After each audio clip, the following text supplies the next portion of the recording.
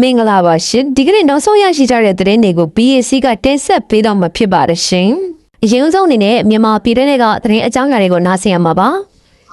အာရခတ်တော်အေးထင်းချုပ်ထားတဲ့ရခိုင်ပြည်နယ်တန်တွဲမြို့နယ်ငပလီကမ်းခြေကိုစစ်တပ်ကဒီနေ့ဧပြီလနေခင်း7 နာရီလောက်ကစပြီး Jet Fighter White Trail လေယာဉ်တွေနဲ့အုံကျဲခဲ့တယ်လို့ဒေသခံတွေကပြောပါတယ်စစ်တပ်ဟာ Jet Fighter 4 စီး White Trail တစ်စီးတို့နဲ့ဈေးအပါဝင်မြို့ရဲနေရာတွေကိုဘုံဘက်ကျဲသွားလို့ထိခိုက်ဒေဆုံးဝင်များနိုင်တယ်လို့ရခိုင်သတင်းမြေတချို့ကပြောပါတယ်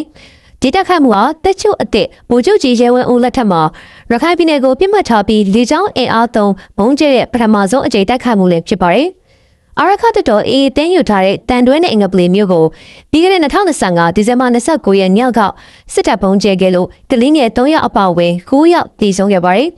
ဒီနေ့စစ်တပ်ရဲ့လေကြောင်းတက်ခတ်မှုအတွင်းထိခိုက်မှုအခြေအနေနဲ့ပတ်သက်ပြီးတော့အေးကသတင်းထုတ်ပြန်လာတာမရှိသေးပါဘူးရှင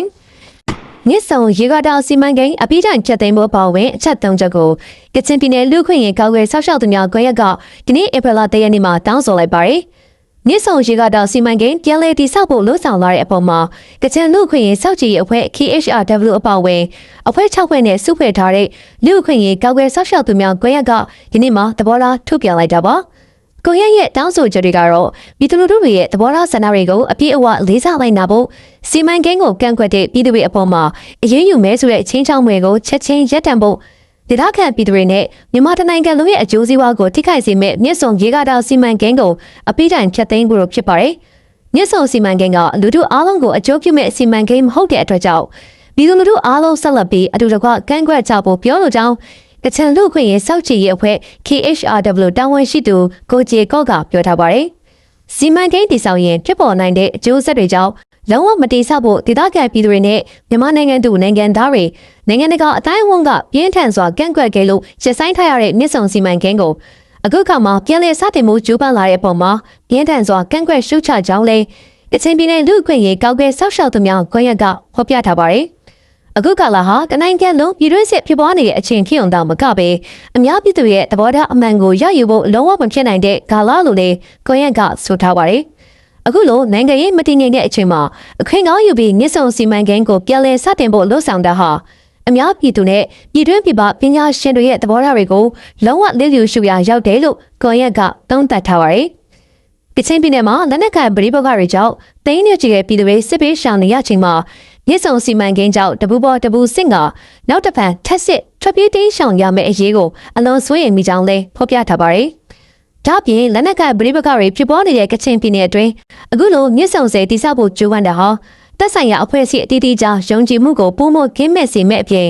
နောက်မှမလိုလားအပ်တဲ့ပဋိပက္ခတွေကိုမိစထိုးပြရရောက်စေကြောင်းလဲသတိပေးထားပါတယ်။ကျွမ်းကျင်ပညာရှင်တွေရဲ့သုံးသပ်ချက်တွေအရတော့မြစ်ဆုံစီမံကိန်းကြောင့်ရရှိလာမယ့်နောက်ဆက်တွဲဆိုးကျိုးတွေဟာအလွန်ကြီးမားကြောင်းတဘာဝပတ်ဝန်းကျင်ကြားစနစ်နဲ့မျိုးစိတ်တွေပျက်စီးပြောက်ကွယ်တ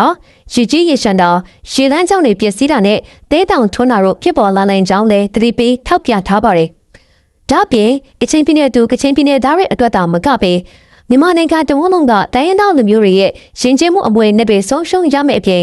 ARမြစ်ကြောင်းတစ်လျှောက်မိခိုလောက်ကင်စားတောက်နေသူတွေရဲ့အသက်မွေးဝမ်းကြောင်းမှုကိုပါဆုံးရှုံးရမယ်လို့ကွန်ရက်ကထုတ်ပြန်ပါတယ်။အစိုးရဆုံးအချက်ကမြေပထဝီအနေထားအရတဘာဝငလေးအန်တရနဲ့လက်နက်ကြီးထိမှန်ဝဲကြောင့်တာယူကျိုးပေါက်သွားခဲ့မယ်ဆိုရင်မျက်စိတမိတ်အတွင်းမှာမြစ်ကြီးနားမြို့နယ်ပြည်သူတွေရဲ့အသက်အိုးအိမ်စီးတဲ့တွေကိုဆုံးရှုံးရမယ်အန်ဒီကြီးမောက်စွာကြောက်ရောက်နိုင်ကြောင်းကွန်ရက်ကဖော်ပြထားပါတယ်ရှင်။ကရင်အမျိုးသားအစည်းအရုံး KNU ညောင်လေးပေခရိုင်တမဟာ3နေပြည်တော်စစ်ကောင်စီဂိတ်စကန်တခုကိုတော်လေးပပေါင်းတက်ကတိုက်ခိုက်ခဲ့တယ်လို့ KNU ညောင်လေးပေခရိုင်ကသတင်းထုတ်ပြန်ပါတယ်။ KNU အုပ်ချုပ်နယ်မြေတမတ်ချဲရောက်ညောင်လေးပေခရိုင်ကြောက်ကြီးငွေတွေကတာယာကုန်းနဲ့ချန်ကြီးရွာကြားမြစ်ထားလန်146တရာမှာအခြေချထားတဲ့စစ်တပ်ဂိတ်စကန်ကိုမိုက်လ31ရက်မထိုက်ခဲ့တာလို့ဆိုပါတယ်။ရောက်တိုက်ခိုက်စီးနှင်းခဲ့ရမှာစစ်သား9ယောက်တေဆုံးပြီးလက်နက်ငယ်6လက်နဲ့ကြီးတွေသိမ်းဆီးနိုင်ခဲ့တယ်လို့အသိပေးပါတယ်။တေဆုံးသူတွေထဲမှာအရာရှိတယောက်လည်းပါဝင်တယ်လို့ဆိုပါတယ်။စစ်စင်ရေးမှာဒေါ်လေးပူပေါင်းတက်ကအထိခိုက်မရှိပဲပြန်လည်ဆုတ်ခွာနိုင်ခဲ့တယ်လို့ဖော်ပြထားတာပါ။အဲ့ဒီစစ်စင်ရေးကိုကရင်အမျိုးသားလူမျိုးရေးတပ်မတော် KNLA တပ်ရင်းကိုတက်ခွဲ3ကဦးဆောင်မှုနဲ့ပူပေါင်းစစ်ကြောင်းကဖွဲ့ဆောင်ခဲ့တာဖြစ်ပြီးစခန်းတဲ3ခုကိုဖျက်ဆီးနိုင်ခဲ့တယ်လို့ထုတ်ပြန်ပါတယ်။ဒေသတွင်းစစ်ရေးအခြေအနေတွေကိုသိရဖို့ KNU ညောင်လေးပေခရိုင်တာဝန်ရှိသူကိုဆက်သွယ်ထားဆဲဖြစ်ပါတယ်ရှင်။မြန်မာနိုင်ငံဆိုင်ရာလူ့ခွင့်ရေးအခြေအနေအထူးအစီရင်ခံစာတင်သွင်းသူအဖြစ် ကုလသမဂ္ဂအလူခွင့်ရေးကောင်စီဥက္ကဋ္ဌအဆိုပြုခဲ့တဲ့အမေရိကန်နိုင်ငံသူ Mrs. Kelly Ann ကိုမိုက်လာ31ရက်နေ့မနေ့ကအတည်ပြုခန့်အပ်လိုက်ပါတယ်။ကုလသမဂ္ဂလူခွင့်ရေးကောင်စီရဲ့မြန်မာနိုင်ငံလူခွင့်ရေးအခြေအနေအထူးအစီရင်ခံစာတင်သွင်းသူ9ယောက်မြောက်ဖြစ်လာတဲ့ Mrs. Kelly Ann ဟာလူခွင့်ရေးနဲ့နိုင်ငံတကာဥပဒေနယ်ပယ်မှာကျွမ်းကျင်သူဖြစ်တယ်လို့သိရပါတယ်။အထူးအစီရင်ခံစာတင်သွင်းသူတွေဟာကုလသမဂ္ဂမှာလာခစားဝန်ထမ်းတွေမဟုတ်ပေလူခွင့်ရေးနဲ့ပတ်သက်ပြီးနားလည်တွေ့ကြွမှုအရာစီတနာဝန်ထမ်းအဖြစ်ဒီကြလွတ်လပ်တဲ့ပညာရှင်တွေဖြစ်ပါရဲ့ရှင်။အခုဆက်လက်ပြီးတော့နိုင်ငံတကာသတင်းအကြောင်းအရာတချို့ကိုတင်ဆက်ပေးတော့မှာဖြစ်ပါရဲ့ရှင်။မရှားစစ်တပ်ရဲ့လေရင်တစီပြုတ်ကျပြီးလူ29ယောက်သေဆုံးခဲ့တယ်လို့ကာကွယ်ရေးဝန်ကြီးဌာနကအတည်ပြုခဲ့ပါတယ်။ AN-26 အမျိုးအစားလေဟာရုရှားထိန်းချုပ်ထားရာယူကရိန်းပိုင်းခရိုမီးယားကျွန်းဆွယ်မှာပြတ်ကျခဲ့တာလို့အစိုးရမီဒီယာတွေကဖော်ပြခဲ့ပါတယ်။လေယာဉ်ဟာပုံမှန်ပြန်တက်မှုတစ်ခုအတွက်အဆက်အသွယ်ပြတ်တောက်သွားခဲ့ပြီးနောက်တော့လေယာဉ်ပြတ်တဲ့နေရာကိုရှာထွေးခဲ့တဲ့အတွက်ပြတ်ကျခဲ့တာဖြစ်ကြောင်းအတည်ပြုနိုင်ခဲ့တာလို့ TASS သတင်းဌာနကဆိုပါတယ်။လေယာဉ်ပေါ်မှာအမှုထမ်း3ယောက်နဲ့ခရီးသည်23ယောက်လိပ်ပါသွားခဲ့ပြီးအသက်ရှင်သူမရှိခဲ့ပါဘူး။လေယာဉ်ဟာဆက်ချွေရမှုတစ်ခုခုကြောင့်တောင်ဆောင်ကိုဝင်တိုက်ခဲ့တာလို့ယုံကြည်ရပါတယ်။ဖြစ်စဉ်အသေးစိတ်ကိုတော့ဆက်လက်စုံစမ်းနေစေလို့ကာကွယ်ရေးဝန်ကြီးဌာနကဆိုထားတာပါ။ရုရှားဟာ2014ကတည်းကခရိုမီးယားကျွန်းဆွယ်ကိုကျူးကျော်ဝင်ရောက်ပြီးထိန်းချုပ်ထားတာဖြစ်ပါတယ်။လေယာဉ်ပြည့်ရဲ့ကိုယ်ထဲမှာပြင်ပကထိခိုက်ထားတာမျိုးအထောက်အထားမတွေ့ရတာကြောင့်ဒုံးကျည် drone ဒါမှမဟုတ်ငှက်အုပ်ကြောင့်ပြတ်ကျတာမျိုးဖြစ်နိုင်ခြင်းမရှိကြောင်းရုရှားစုံစမ်းရေးအရာရှိတွေကပြောပါတယ်။လေယာဉ်ဟာမတ်လ31ရက်နေ့ကပျောက်ဆုံးသွားခဲ့တာဖြစ်ပြီးလေယာဉ်ပြက်ကိုတော့ကေစီနဲ့ရှာဖွေအဖွဲ့တွေကဧပြီ1ရက်နေ့မှာရှာတွေ့ခဲ့တာပါ။ AN-26 ဟာဆိုဗီယက်ခေတ်တည်ယူပို့ဆောင်ရေးလေယာဉ်အမျိုးအစားဖြစ်ပြီးလက်ရှိအချိန်ထိရုရှားရောယူကရိန်းတပ်တွေပါအသုံးပြုနေစေဖြစ်ပါတယ်။2020ပြည့်နှစ်တုန်းကယူကရိန်းလက်တပ်ရဲ့အမျိုးအစားတူလေယာဉ်တစ်စီးလဲခါကစ်မြို့နာမှာပြတ်ကျခဲ့တာကြောင့်တပ်သားတဲ့အများစုအပါအဝင်လူ26ယောက်သေဆုံးခဲ့ပါတယ်။2022တုန်းကတော့ရုရှားနိုင်ငံအရှေ့ပြောင်းဒေသတစ်ခုမှာ AN-26 တက်ကျခဲ့ပြီး28ယောက်သေဆုံးခဲ့တာပါ။လက်ရှိယူကရိန်းစစ်ပွဲမတိုင်ခင်ကတည်းကခရိုမီးယားကိုရုရှားကထိန်းချုပ်ထားခဲ့တာဖြစ်ပြီးစစ်ပွဲကာလမှာလည်းအဲ့ဒီကျွန်းဆွယ်ဒေသမှာတိုက်ပွဲတွေဆက်လက်ပြင်းထန်နေပါတယ်။ယူကရိန်းဟာခရိုမီးယားမှာရှိတဲ့ရုရှားစစ်အခြေစိုက်စကန်တွေနဲ့ရေတပ်စကန်တွေကို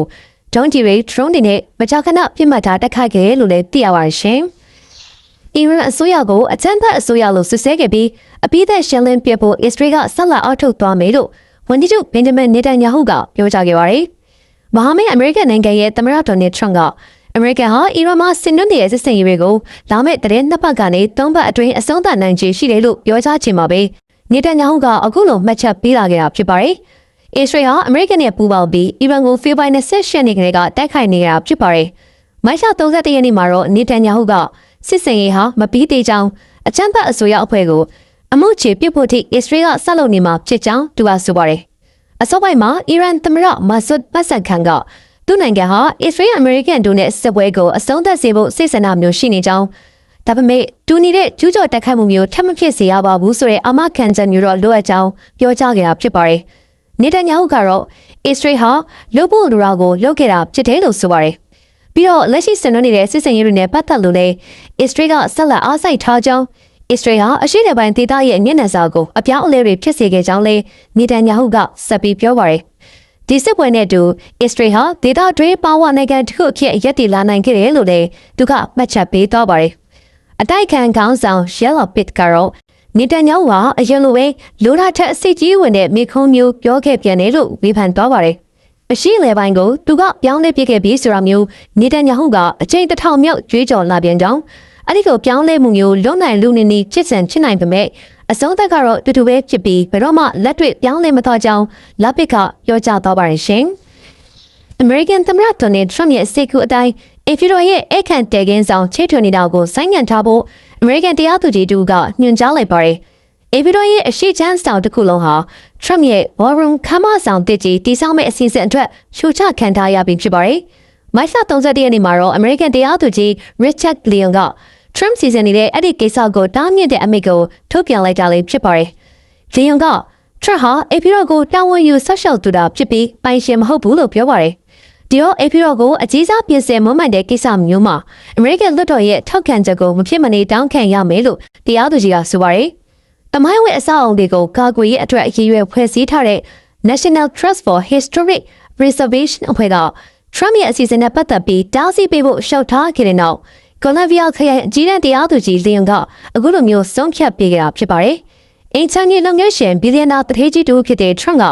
အေဖီတော်မှာခန်းနာတဲ့ ballroom တိဆောက်ရေးကိုအထူးအာတီတာပြင်းပြနေတာဖြစ်ပါတယ်။တရားသူကြီးလီယွန်ရဲ့အဆုံးဖြတ်ချက်နဲ့ပတ်သက်ပြီးတော့တင်းထောက်တွေကမေးမြန်းတဲ့အခါမှာ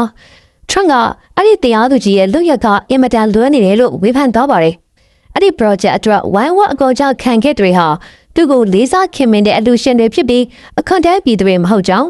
ဒါကြောင့်လေပြည်သူကရွေးကောက်တင်မြှောက်ထားတဲ့လွှတ်တော်အမတ်တွေစီကခွင့်ပြုချက်တီးခြားတောင်းနေစရာမလိုကြောင်း Trump ကဆိုပါတယ်။ Trump ဟာဒီကိစ္စကိုအထူးအလေးနဲ့ထားကြောင်းမြင်သာစေတဲ့အခြေအနေတစ်ခုအဖြစ်တရားရုံးဆုံးဖြတ်ချက်ထွက်ပေါ်လာပြီးနိုင်ပိုင်းအတွင်းမှာတင်အယူခံဝင်ခဲ့ကြောင်းလည်းသိရပါတယ်။အင်ဖီတော်မှာ ballroom ချက်တွင်တိဆောက်ရေးအတွက် American တန်း400လောက်ကုန်ကျမှာဖြစ်ပြီးဩဂလိကအလူရှင်တွေရဲ့ငွေကြေးနဲ့ပဲအဲ့ဒီ project ကိုအကောင့်ထဲပေါ်မှာဖြစ်ပါတယ်။ Trump က ballroom အသစ်ဟာကမ္ဘာပေါ်မှာတွေ့ဘူးသမျှအလားတူအဆောက်အုံတွေအားလုံးထဲမှာအကောင်းဆုံးဖြစ်လာလိမ့်မယ်လို့လည်းကြွေးကြော်ထားပါတယ်။ BSC ကတင်ဆက်ပေးနေတဲ့သတင်းတွေကိုအစောတိနားဆင်ပေးကြလို့ကျေးဇူးတင်ပါတယ်ရှင်။နောက်သတင်းတွေမှာပြန်လည်ဆုံတွေ့ကြမှာပါရှင်။